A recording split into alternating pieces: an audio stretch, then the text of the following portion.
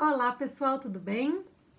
Sejam bem-vindos e bem-vindas a mais uma aula de tutela coletiva. Na semana passada introduzimos o tema da tutela coletiva, falamos sobre essa racionalidade diversa que temos que ter para conseguirmos entender, pensar a tutela coletiva de direitos, falamos dos motivos que justificam a existência dessa técnica, falamos também das questões ligadas à eficiência, da postura, da conduta que os juízes, os magistrados têm que ter diante de um sistema de tutela coletiva, diante de uma ação coletiva e dos benefícios que uma ação coletiva pode gerar.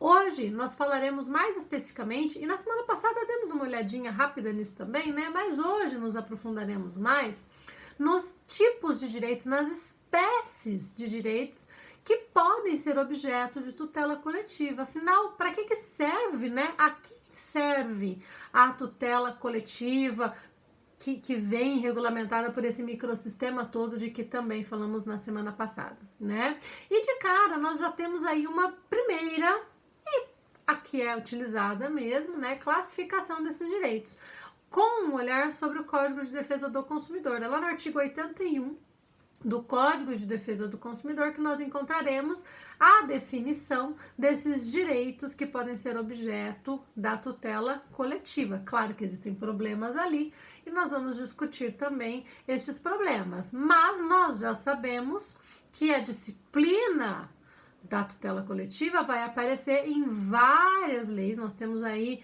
um microsistema processual coletivo, falamos dele na semana passada, e o Código de Defesa do Consumidor integra, compõe esse microsistema. Então é claro que aquilo que ali consta, mais especificamente nesse artigo 81, vai servir de base para nortear todo o sistema coletivo. Só que aqui temos que fazer uma importante consideração, não é, pessoal? É claro que a tutela de direitos coletivos e a tutela coletiva de direitos, já falaremos dessa diferença também, não veio com o CDC.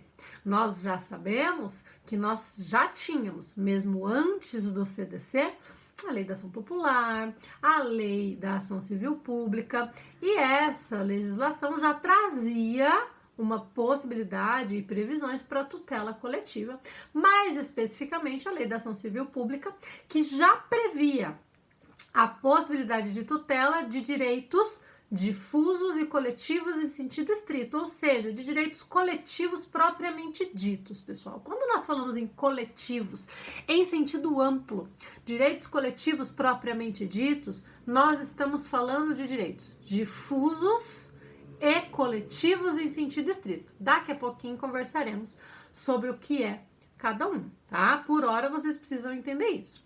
Quando veio a Lei da Ação Civil Pública lá em 1985, não se previa uma tutela de direitos individuais homogêneos. A tutela dos direitos individuais homogêneos é que surgiu com o Código de Defesa do Consumidor em 1990. Até a Lei da Ação Civil Pública, a tutela era apenas dos direitos transindividuais, os difusos e coletivos em sentido estrito, ou os coletivos em sentido amplo propriamente ditos, ok? Quando vem o CDC, ele prevê então esta nova categoria de direitos tuteláveis coletivamente, que não são coletivos, não são transindividuais, mas podem ser tratados, tutelados coletivamente. Embora, não obstante, isso tenha vindo como CDC, é importante nós nos lembrarmos da ideia de microsistema. Se a Lei da Ação Civil Pública e o CDC integram um microsistema processual coletivo, significa que as normas se comunicam. Então, ainda que os direitos individuais homogêneos tenham vindo apenas com o CDC em 90, isso não significa que as normas lá da Lei da Ação Civil Pública não se apliquem aos direitos individuais homogêneos. A ideia de microsistema é justamente essa comunicabilidade de todas essas normas em torno da função nuclear do microsistema, que, como nós já vimos na semana passada, é a tutela adequada desses direitos todos. Sejam aqueles que vinham regulamentados pela Lei da Ação Civil Pública em 85, sejam aqueles que vieram depois com o Código de Defesa do Consumidor. Então, temos aí um microsistema, normas que vão se aplicar no que for aplicável, é claro, no que for possível, cabível, a todas essas espécies de direitos, ok? Então, vamos lá. O que o Código de Defesa do Consumidor vai nos dizer? Lá no artigo 81, ele vai nos dizer que nós temos direitos que são difusos, direitos que são coletivos stricto sensu e direitos que são individuais homogêneos. E ele dá definições para cada um desses direitos. Definições que nos ajudam a compreender esses direitos. Embora, em especial, a última, a de direitos individuais homogêneos, deixe por desejar. Nós vamos entender, e o texto do professor Sérgio, né, um trecho do livro do professor Sérgio que eu passei para vocês lerem, uma das obras-primas do processo coletivo, sem dúvida nenhuma, em especial quando nós olhamos para os direitos individuais homogêneos, vai tentar justamente melhorar essa definição de direitos individuais homogêneos. Na minha concepção, ele consegue, né? É o que mais consegue nos dar aí uma definição adequada de direitos individuais homogêneos. O que então o artigo 81 do CDC vai nos dizer?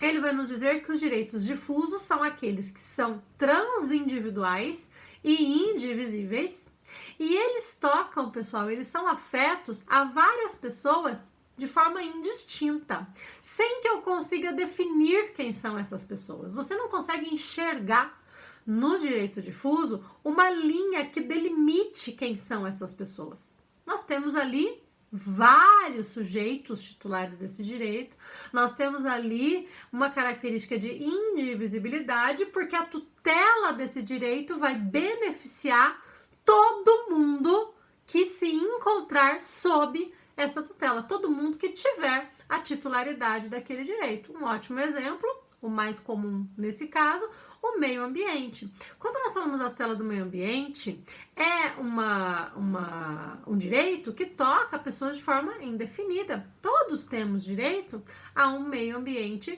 equilibrado. Então, uma ação coletiva que tenha por objeto alguma questão afeta a tutela do meio ambiente vai se enquadrar na caracterização do direito difuso, naquela definição que o CDC vai nos dar.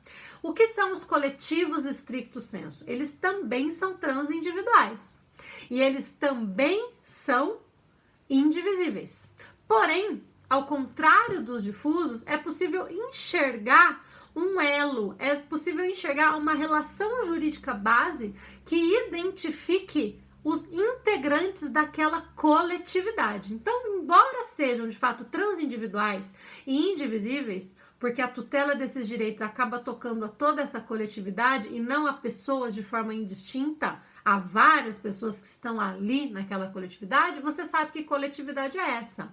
Podemos ter aí os direitos de uma comunidade indígena, de uma comunidade quilombola, da população LGBT, várias questões afetas a isso. Eu posso ter, por exemplo, questões ligadas ao meio ambiente, mas que toquem a uma comunidade específica que está sofrendo com um dano ao meio ambiente. Ali eu já consigo ter uma identidade melhor dessa coletividade, ok? Claro, se eu conseguir vislumbrar essa relação jurídica base, ok? Nós temos aí, então, a caracterização dos direitos transindividuais. Nós podemos ter, por fim, os direitos individuais homogêneos. Estes não são transindividuais. Estes são individuais, mas eles são ligados, embora divisíveis, por um caráter de homogeneidade. Eles possuem alguma ligação que, em razão dessa homogeneidade, torna possível a tutela coletiva desses direitos. Vejam, então, que quando nós falamos de tutela coletiva, nós incluímos aí a possibilidade de tutela de direitos que são propriamente coletivos, estes que são transindividuais, os difusos e os coletivos em sentido estrito, e nós temos direitos que não são transindividuais e nem coletivos. Eles são individuais, mas eles podem ser tutelados coletivamente. Vejam que o sistema coletivo, o sistema de tutela coletiva, se aplica de forma indistinta a todos esses direitos. Essa é uma crítica muito válida. O professor Edilson Vitorelli faz essa crítica na tese, que virou livro, né? Um livro excelente dele, Devido Processual Coletivo, e toda a doutrina concorda com essa crítica, a de que nós precisaríamos de formas distintas, de técnicas distintas para cada um desses direitos. No fundo, o sistema coletivo prevê formas de tutela idênticas para todas essas situações, o que muitas vezes pode dificultar essa tutela. Então, carece aí o sistema brasileiro de uma tutela mais especificamente voltada a cada um desses direitos. Embora, ainda assim, seja possível fazer ajustes nos casos, e depois nós vamos entender isso conforme formos estudando aí as ações coletivas. O importante é nós entendermos que o resultado dessa ação, e depois também vamos entender isso, vai ser diferente a depender dos tipos de direitos, né? Quando eu tenho direitos difusos ou coletivos, embora a sentença seja genérica, da mesma forma como os direitos individuais homogêneos, eu não vou ter ali, por exemplo, interesses individuais na execução dessa decisão, né? Salvo se houver na ação também direitos individuais. Isso é uma coisa importante, gente. É perfeitamente possível cumular todas essas tutelas desses direitos em uma ação coletiva só. Então, eu posso ter uma ação coletiva, por exemplo, em que se discuta a tutela do meio ambiente, que é um direito difuso, mas com repercussões na esfera individual das pessoas que moram numa determinada comunidade e porque sofreram danos em razão de uma poluição, por exemplo, terão direitos de indenização, direitos individuais. Eu também posso ter um direito a um dano moral coletivo, porque toda a coletividade foi ofendida, teve transtornos em razão daquele dano que ocorreu. No caso da Plumbum, né, eu já citei para vocês o caso da poluição por chumbo na região de Adrianópolis, isso aconteceu. As ações coletivas da Plumbum, que inclusive estão no nosso roteiro aí para os nossos debates, né, que nós vamos fazer no final, tiveram por objeto o dano coletivo, ou seja, a violação ao meio ambiente, né, os danos causados ao meio ambiente e a necessidade de reparação desses danos e de fixação de uma indenização por dano moral coletivo em razão de todos esses danos causados, mas também existem ali pedidos de indenização por danos materiais, porque as pessoas que residiam naquela região foram contaminadas por chumbo, e o excesso de chumbo no sangue pode causar transtornos, inclusive à saúde, principalmente dessas pessoas, e por conta disso elas têm direito à indenização. Quando eu tenho, por exemplo, uma instalação de uma indústria que acabe poluindo um rio, isso também aconteceu, por exemplo, lá no caso do Rio Jequitinhonha, né, que acabou prejudicando lá em Minas a atividade das lavadeiras, a atividade dos pescadores. Nós temos ali uma necessidade de reparação do meio ambiente, mas temos ali também direitos individuais dos pescadores que deixaram de exercer o seu trabalho e por isso têm um direito à indenização, das lavadeiras que tiveram a impossibilidade de realização do seu ofício e também têm um direito à indenização. Enfim, nós temos ali uma série de categorias diferentes de direitos. É possível acumular isso. Eu posso ter uma mesma ação que traga a tutela de todos esses direitos. Seja como for, o resultado vai acabar sendo diferente, né? Porque a condenação a reparar o meio ambiente já é uma condenação que olha para um direito que é difuso. De outro lado, condenações ao pagamento de danos, de indenização por danos materiais, individuais, fazem com que cada uma das pessoas que sofreram esses danos possam executar depois individualmente essa sentença. Depois nós vamos estudar esse procedimento. Ah, professora, mas não existe a possibilidade de uma execução coletiva que consiga arbitrar o valor dessas indenizações todas de uma vez? Existe. De forma subsidiária, existe. Nós vamos estudar isso também. É uma previsão que vem lá no artigo 100 do CDC, com várias críticas que eu vou fazer para vocês lá no momento adequado. Mas existe. Mas ainda assim, nós temos situações diferentes. O processo acaba sendo o mesmo, mas depois, na fase de cumprimento, nós teremos aí algumas diferenças nesse procedimento, a depender dos tipos de direitos tutelados. O mais importante agora, nessa fase ainda inicial, né, nossa segunda aula de tutela coletiva, é que vocês entendam as diferenças entre eles. E em especial, não é nem para ficar me dizendo, mas esse aqui é difuso, esse aqui é coletivo. Nós vamos fazer esse exercício porque eu quero ver se vocês entenderam mesmo, e vocês vão ver que os casos que eu trouxe para vocês no final dessa aula têm por objeto justamente isso. Aí aqui é difuso, aqui é coletivo, aqui é direito homogêneo, aqui daria para fazer ação coletiva, não daria, né? É bem importante pensarmos assim. Mas o principal objetivo de nós compreendermos essa diferenciação entre esses direitos é justamente saber como aplicar isso na prática. Saber se eu posso ou não veicular isso numa ação coletiva. Será que dá? para formular esse pedido numa ação coletiva? Será que isso aqui é mesmo um direito tutelável coletivamente? É bem importante nós conseguirmos ter essa primeira percepção.